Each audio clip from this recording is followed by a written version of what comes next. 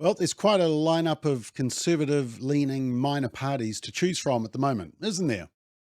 And what happens if you like them all, but, well, you can only pick one? And if everyone picks different ones, then what happens? Is there a solution? Let's check it out.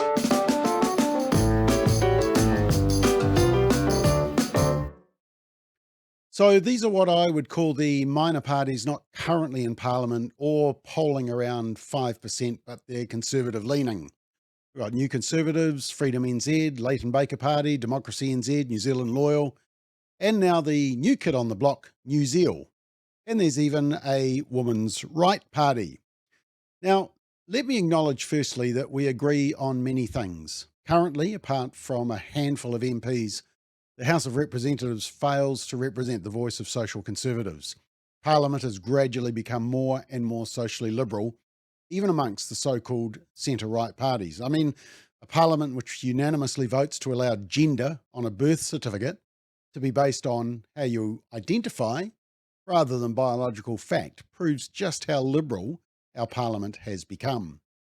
New Zealand desperately needs more social conservative voices. We need voices in parliament which will speak boldly and unapologetically for the unborn child, that will oppose radical sexuality and gender ideology, divisive critical theory, and climate alarmism targeted at young children, and protect vulnerable young people from chemicalisation and castration of healthy bodies.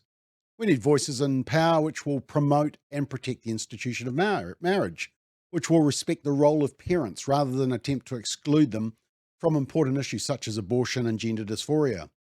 Politicians who will protect the elderly and the vulnerable from seeing assisted suicide as a solution.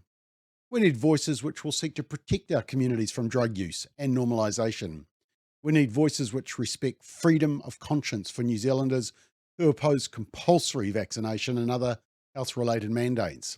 We need voices which protect freedom, religious freedom and free speech, amongst others. So, good on these parties for putting their hand up and being willing to get involved. When I spoke at a recent church leaders gathering, I shared the significance of the word synergy.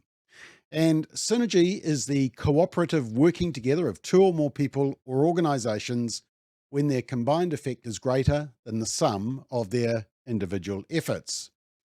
Now, you don't need to be a seasoned political analyst, to see that 3 or 5 or 7 parties all seeking to attract the same type of voter is going to fail.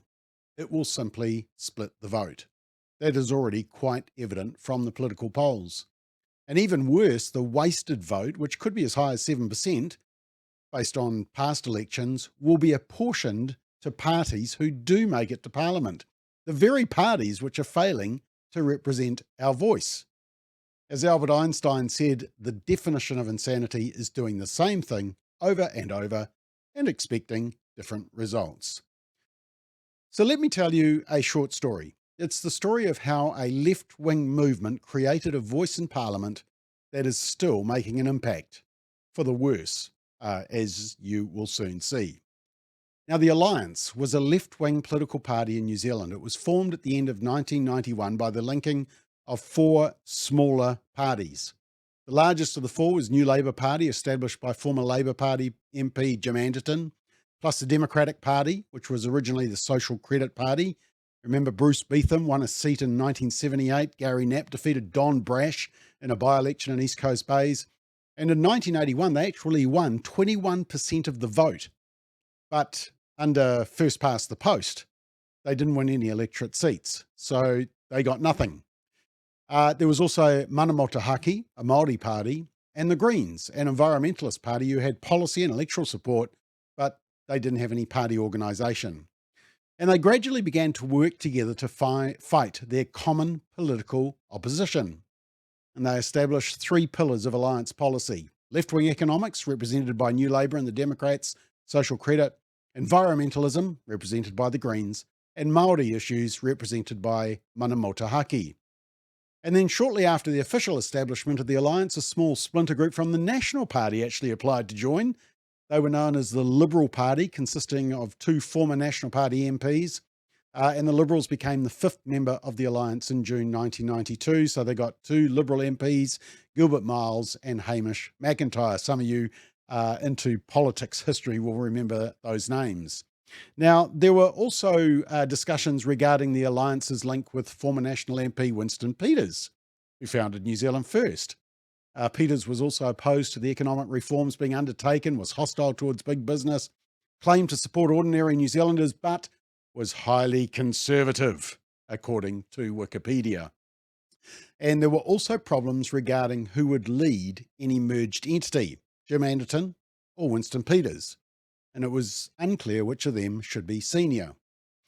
So in 1993, under first past the post, the alliance gained 18% of the vote. However, the electoral system meant the party only won 2 seats. The electorates they won, Jim Anderton and Sandra Lee in Auckland.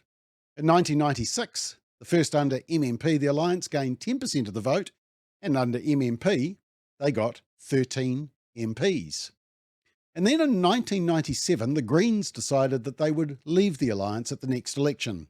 They thought they could perform better individually. And so in the 1999 election, they gained 5.16% of the vote, just in 7 seats in Parliament. The alliance got 8%. So Unity grew their vote to be across 2 left-wing parties. And then in 2002, Anderton, along with 3 other alliance MPs, split. They established the Progressive Coalition Party, later just the Progressive Party. In the 2002 election, the Alliance and the Progressives competed against each other. Progressives got 2 MPs, 1 MP in each of the following elections, basically Jim Anderton, and then gone. A little bit like Peter Dunn with United Future.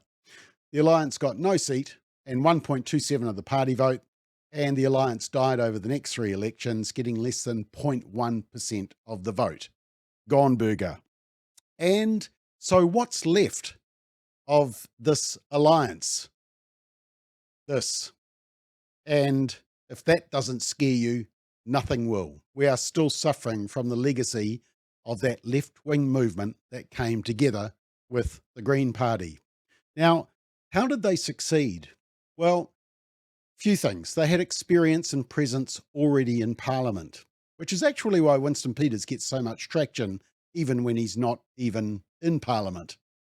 They had to sort leadership and personalities, united on key pillars. They had a common political opposition. Their movement was incremental. It took time. It just didn't happen in election year. They got a foot in the door, and it then became a platform for individual parties which were united. The Greens stayed united, but the alliance parties didn't. So disunity killed the overall alliance, and disunity would never have got them there in the first place. You know, I tell you that story because social conservatives need viable options this coming election. You may believe there's already a party that fits the bill for you. Great. But for all these minor parties putting huge effort and resource and energy with the desire of adding a conservative voice in Parliament, all these minor parties need to unite as one party and as one voice. United, in my view, united, they stand as a strong option. Divided, I humbly and sadly suggest that they will all fail. For once, I'd like to be totally wrong.